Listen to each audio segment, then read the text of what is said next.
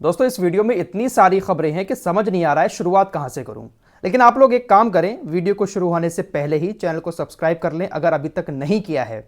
अगर आप सब्सक्राइब करके हमारे चैनल के साथ जुड़ जाते हैं तो यहां पर आपको पल पल की अपडेट बहुत जल्दी कम समय में मिलती रहेगी। तो आइए वीडियो की शुरुआत यमन के हूतीज से ही कर लेते हैं, क्योंकि इस वक्त दुनिया में ये लोग छाए हुए हैं। पूरी दुनिया आज इनकी चर्चा कर रही है। मुट्ठी भर लोग हैं, गरीब देश है, लेकिन इसके बावजूद भी पूरी दुनिया में इस वक्त इनकी चर्चा हो रही है। बड़ी खबर यह है कि अमेरिका ने लाल सागर के अंदर इनको रोकने के लिए, इनके ऊपर हमला करने के लिए जो गठबंधन बनाने का ऐलान किया था, वो गठबंधन अभी तक लाल सागर में नहीं उतर पाया है। क्योंकि इस गठबंधन में अमेरिका ने जिन देशों को शामिल किया है वो देश बहुत ज्यादा घबराए हुए हैं। समुद्र में उतरने से पहले कई बार सोचना पड़ रहा है, और इसी सोच के चलते हुए ऑस्ट्रेलिया और स्पेन ने अपने नाम वापस ले लिए हैं। जी हां, ये बड़ी खबर है अभी की। अमेरिका ने इस गठबंधन में ऑस्ट्रेलिया और स्पेन को भी शामिल किया था, लेकिन हूतीज के हमलों के डर से ऑस्ट्रेलिया और स्पेन ने अपने नाम वापस ले लिए हैं। अमेरिका यूएई और सऊदी अरब को भी शामिल करना चाहता था, लेकिन ये लोग तो पहले ही मना कर चुके हैं। तो अमेरिका के साथ समुद्र में कोई भी देश बेवजह उतरना नहीं चाहता है। सबको पता है कि अमेरिका बेवजह यमन के हूतीज से लाल सागर के अंदर इजराइल के लिए पंगा ले रहा है। वहीं दूसरी तरफ खबर यह भी आ रही है कि इस मिशन को समुद्र में शुरू करने के लिए पेंटागन बहुत ज्यादा परेशान है, क्योंकि इस गठबंधन को अमेरिका ने ही बनाया है और यह मिशन भी अमेरिका ही शुरू कर रहा है, तो इसका खर्चा भी अमेरिका ही उठाएगा। सारा खर्चा पेंटागन को उठाना पड़ रहा है। और मैं आपको पहले बता चुका हूं कि अमेरिका के ऊपर बहुत सारा कर्ज भी है। हूतीज के एक ड्रोन को मारने के लिए $2.1 मिलियन की एक मिसाइल दागनी पड़ती है। तो भारी भरकम खर्च अब तक हूतीज अमेरिका का करा चुके हैं समुद्र के अंदर। अमेरिका की पेंटागन बहुत ज्यादा परेशान है कि कैसे करके इसको शुरू किया जाए, क्योंकि इसमें खर्चा भी बहुत ज्यादा आ रहा है। फिलहाल अभी भी यह मिशन जैसा का तैसा रुका हुआ है। वही हूतीज की तरफ से एक बड़ा ऐलान कर दिया गया है। हूतीज की तरफ से ऐलान किया गया कि हम समुद्र के साथ साथ गाजा के अंदर जाने को तैयार हैं, और इसको लेकर हूतीज के जो लोग हैं सबके पास वहां पर बंदूकें हैं, सारे लोग ट्रेंड हैं। सभी लोगों ने अब सेना के पास जाना शुरू कर दिया है।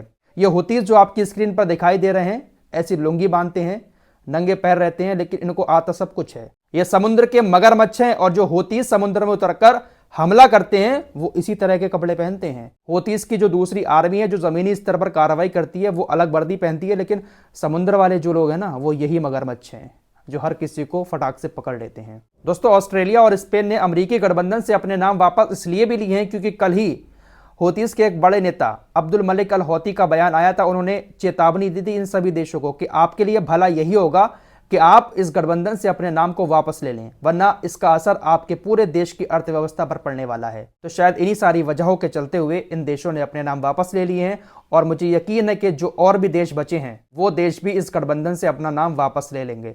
नजर आएगा तो सिर्फ और सिर्फ इजराइल और अमेरिका।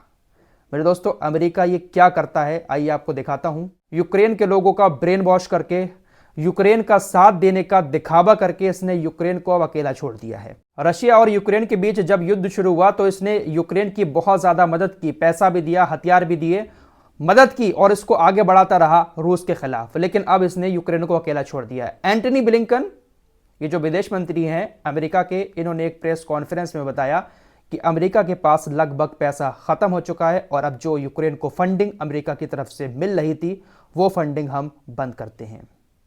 यानी इसने यूक्रेन को अब अकेला छोड़ दिया है कि मरते रहो। और यही हाल एक दिन इजराइल का भी होने वाला है। इजराइल सिर्फ और सिर्फ अमेरिका के बलबूते पर ही कूद रहा है, तो अमेरिका एक ना एक दिन इजराइल को भी बीच मझधार में छोड़कर निकल लेगा। दोस्तों एक और पते की बात आप लोगों को यहां पर और बताना चाहता हूं, सारी चीजें आपको क्लियर हो जाएंगी यहां से। इजराइल जो लगातार ये बात कह रहा है कि ये जंग हम खत्म नहीं करेंगे जब तक हम हमास को खत्म नहीं कर देते, आखिरी वक्त तक ये जंग जारी रहेगी, हम पूरी तरह से मिटा कर रहेंगे। दोस्तों यही बात अमेरिका यूक्रेन से काफी टाइम से कहलवा रहा है, और अमेरिका ने भी यही बात कई बार कही है कि जब तक हम रशिया को खत्म नहीं कर देंगे, यूक्रेन से खत्म नहीं करवा देंगे, तब तक ये जंग जारी रहेगी। और बीच मझधार में अब अमेरिका ने यूक्रेन को छोड़ दिया है। यही हाल इजराइल का भी होने वाला है। सब्र रखिए। ये जो बलिदान गाजा के लोग दे रहे हैं, बेचारे मारे जा रहे हैं मासूम, इसका अंजाम एक ना एक दिन इजराइल को भुगतना पड़ेगा। वहीं दोस्तों हूतीज ने रूस के जहाज पर कोई हमला नहीं किया। सुएज नहर से रूस का जहाज गुजर रहा था, उस पर रूस का झंडा भी लगा हुआ था, लेकिन यमन के हूतीज ने उस जहाज को सही सलामत वहां से गुजरने दिया।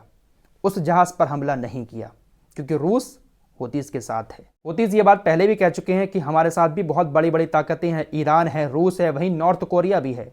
नॉर्थ कोरिया की बात आई है तो दो खबरें इनकी भी बता देता हूं। किम जोंग उन, इन्होंने भैया साफ कह दिया है कि अगर हमारे देश पर कोई खतरा होगा तो हम परमाणु बम छोड़ देंगे। अमेरिका बहुत ज़्यादा घुसपैठ करता रहता है नॉर्थ कोरिया के अंदर, तो साफ कह दिया है कि अगर हमारी नेशनल सिक्योरिटी को या हमारे देश पर कोई खतरा मंडराएगा तो हम तुरंत परमाणु बम छोड़ देंगे। भाई ये छोड़ भी सकता है, इसका कोई भरोसा नहीं है। इजराइल को लेकर किम जोंग उन ने कहा कि इजराइल वो तो एक नकली देश है, और वाकई में नकली देश ही है। फिलिस्तीनियों की ज़मीनों पर कब्जा करके बस गया और आज कह रहा है कि हम कितने साल पुराने यहाँ पर बसे हुए हैं। आइए अब थोड़ी सी बात हिजबुल्लाह की कर लेते हैं, उसके बाद कुछ ब्रेकिंग न्यूज़ हैं वो आपको बताएंगे। दोस्तों हिजबुल्लाह भी इधर नाक में दम किए हुए है इजराइल के। मैं आपको कल ही बता चुका हूँ कि इजराइल एक समझौता करना चाहता है हिजबुल्लाह से। अमेरिका को कह रहा है कि भाई मना लो हिजबुल्लाह को कैसे भी करके कि हमारा जो बॉर्डर है दक्षिणी लेबनान वाला, वहाँ से हिजबुल्लाह 6 मील दूर चला जाए। अमेरिका की तरफ से यह बात बताई गई है कि इजराइल ऐसा कह रहा है कि हिजबुल्लाह के साथ जो समझौते का वक्त है वो अब खत्म होने को आया है और लेबनान के बॉर्डर पर हिजबुल्लाह के साथ अब युद्ध शुरू होने का टाइम आ चुका है और इसमें अमेरिका भी शामिल हो सकता है। यानी अमेरिका और इजराइल मिलकर हिजबुल्लाह को यह धमकी दे रहे हैं कि आप बॉर्डर से पीछे हट जाओ, 6 मील दूर चले जाओ, वरना यहां पर हम युद्ध शुरू कर देंगे। और यह बात नेतन्याहू पहले भी कह चुका है कि जिस तरह से गाजा में हमने कत्लेआम किया है ऐसा हम बेरूत में भी कर सकते हैं। हिजबुल्लाह के ऊपर तो इनका कोई जोर चल नहीं रहा है, उसका बदला ये लेबनान के आम लोगों से ले सकते हैं और अभी भी ले रहे हैं। मिसाइलें इनकी तरफ से रॉकेट रोजाना लेबनान के आम लोगों के इलाकों में छोड़े जा रहे हैं। अब अमेरिका और इजराइल की इन धमकियों के बाद हिजबुल्लाह ने कहा है कि इनकी ये धमकियां जो हैं वो ऐसा दर्शाती हैं कि दुश्मन हमसे डरा हुआ है। लेबनान हमारी जगह है और हम अपनी जगह में मौजूद हैं और यहां से हम 1 इंच भी हटने वाले नहीं हैं। हम अपनी जगह में मौजूद है और यहां से ना तो हमें कोई उखाड़ सकता है और ना ही हमें यहां से कोई नष्ट कर सकता है। इनकी ये धमकियां बता रही हैं कि ये लोग डर चुके हैं। वहीं दोस्तों इजराइल ने गाजा के एक चर्च में विकलांग लोगों की देखभाल करने वाले 2 कैथोलिक नन को भी मार डाला, हत्या कर दी उनकी। खबर ऐसी आ रही है कि गाजा के एक सुरंग में बमबारी के दौरान 5 इजरायली सैनिक मारे गए हैं और कुछ घायल भी हो गए हैं। वहीं मस्जिद अक्सा में इजरायली यहूदियों ने एक बार फिर से उत्तेजक यानी बहुत ज़्यादा आक्रोशित होकर घुसपैठ की है।